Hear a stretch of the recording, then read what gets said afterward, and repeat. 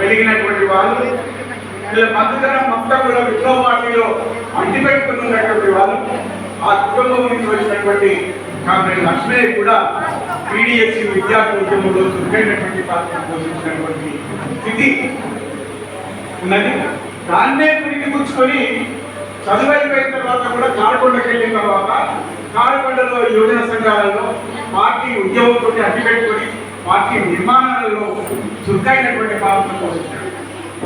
అప్పటికే ప్రజాప్రతిగత పేరుతోటి దాసరి వీరయ్య అనేటువంటి ఒక మాఫియా ఆ ప్రాంతంలో ఉన్నటువంటి ముఖ్యులందరినీ కూడా హతమార్చి ఒక విప్లవం పైన సిపిఐ పార్టీ పైన కక్ష కట్టుకొని వాడు అప్పటికే అరాచకాన్ని సృష్టించి రక్తపాతం సృష్టిస్తున్నటువంటి వానికి వ్యతిరేకంగా ఒక మిలిటెంట్ దళాలలో ఉండి శంకర్ ఆగడాలను ఎదుర్కోవడంలో ఒక ధైర్య సాహసాలు ప్రదర్శించడం. ఆ తర్వాత చేపూరు రవి ఆగడాలతో అసలు లక్ష్మయ్య అపమార్గాలని చెప్పి ఒక టీం వేసి వెంటాడుతున్నటువంటి క్రమంలో మానుకోటకు వచ్చిండు. మానుకోటలో ఆశ్రయం కల్పించి ఇక్కడ ఉద్యమంతో ఆయన మమేకం చేసుకుని ఇక్కడ ఉద్యమంలో పాల్గొనడం చురుకైనటువంటి పాత్ర పోషించినటువంటి వ్యక్తి.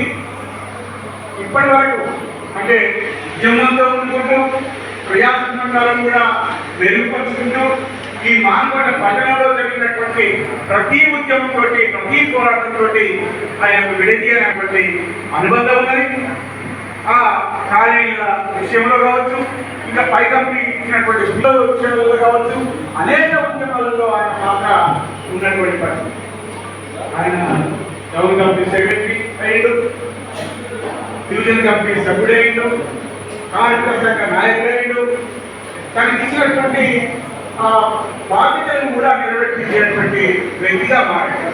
అంటే ఒక నమ్మకం, ఇంతకుముందు కాంగ్రెస్ సెక్టర్ నమ్రత, కలుపుగోలుతనం, సమస్యను ఎట్లా పరిష్కరించాలనేటువంటి ఒక అనుభవం ఇవన్నీ రావడం మూలంగా నాయకత్వ స్థానంలో నాయకుడిగా పేరు తెచ్చుకున్నటువంటి పరిస్థితి ఉన్నది.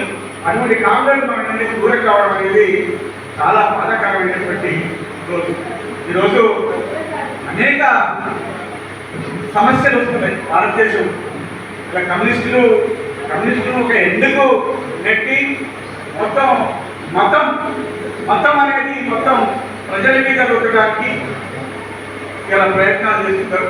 మనం ఆ మతానికి వ్యతిరేకంగా ఒక దుర్మార్గమైనటువంటి మత దురహంకారానికి వ్యతిరేకంగా మనం పోరాడుతున్నాం. ఇప్పటికే అనేక ఉద్యమాలు వస్తున్నాయి. దేశవ్యాప్తంగా కూడా ఉద్యమాలు వచ్చి ఈ మత శక్తిని ఓడించడానికి మనం ప్రయత్నం చేస్తున్నటువంటి క్రమంలో కాంగ్రెస్ అందరూ కూడా ఐక్యమత్యంగా ముందుకు రావాల్సినటువంటి అవసరం ఉంది. మన దేనిపై మన సార్వత్రిక సమ్మెలో దేశవ్యాప్తంగా మొత్తం పార్టీలకు అతీతంగా ఇలా అనేక పార్టీలలో కార్మికులు ఉండొచ్చు. ఆ అనేక పార్టీలలో కార్మికులు ఉన్నా కూడా కార్మిక సంఘం కాడికి వచ్చేసరికి సంఘటిత శక్తిగా ముందుకొచ్చి ఇలా మొత్తం మోడీ విధానాలను బీజేపీ, ఆర్ఎస్ఎస్ అన్నాగాలను కూడా ఎట్టగట్టేటువంటి స్థితి దేశవ్యాప్తంగా వచ్చింది. దాన్ని ఆ పట్టును మనం ఇంకా కొనసాగించాల్సినటువంటి అవసరం ఉన్నది.